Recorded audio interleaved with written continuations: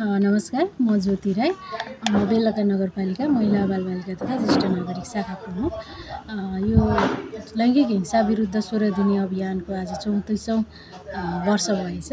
यो अभियानको चाहिँ हामीले आज उद्घाटन गऱ्यौँ। उद्घाटन कार्यक्रममा चाहिँ हामीले यो लैङ्गिक हिंसा विरुद्ध 16 दिने अभियानको अवधारणा प्रस्तुत गरेर सरकारवालाहरूको उपस्थितिमा सम्पन्न गरेका छौँ। यो 16 दिनसम्म चाहिँ हामीले बेलका नगरपालिकाभित्र चाहिँ विभिन्न कार्यक्रमहरू सञ्चालन गर्नेछौँ।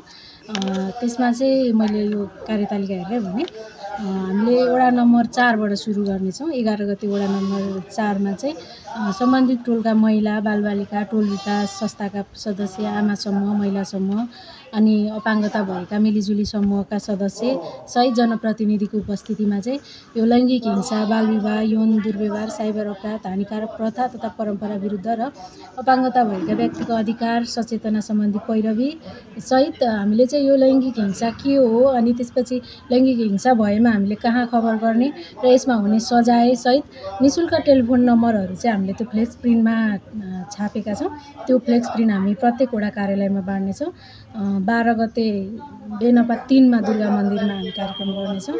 त्यस्तै 13 गते बेनपा 7 मा, 14 गते 5 नम्बर वडा सुपाडेमा, 15 गते 2 नम्बर वडा टप्पुमा, 16 गते हामी बेलका नगरपालिका 1 वडा कार्यालयमा गर्नेछौँ।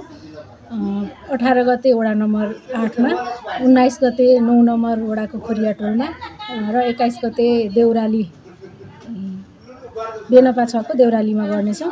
यही बिचमा पर्ने हामी विश्व एड्स दिवस 15 गते पर्छ, यो पालिकामै मनाउनेछौँ। त्यस्तै अन्तर्राष्ट्रिय अपाङ्गता भएका व्यक्तिहरूको यो दिवस 17 गते यो चाहिँ बेलका नगरपालिकाको सभा हालमा गर्नेछौँ।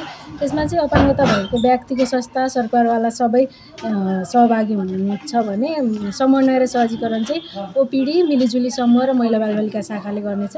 त्यस्तै हामी अन्तर्राष्ट्रिय मानव अधिकार दिवससम्म चाहिँ मिति 2082 मङ्सिर 20 देखि 24 गतेसम्म चाहिँ बेलका नगरपालिकाको सभा हालमा चाहिँ वडा नगर महिला अधिकार समितिका सदस्य, त्यसमा चाहिँ जनप्रतिनिधि बाहेक भनेको छ मेलमिलापकर्ता, त्यसमा पनि दलित र जनजातिलाई चाहिँ हामीले प्राथमिकता दिनेछौँ।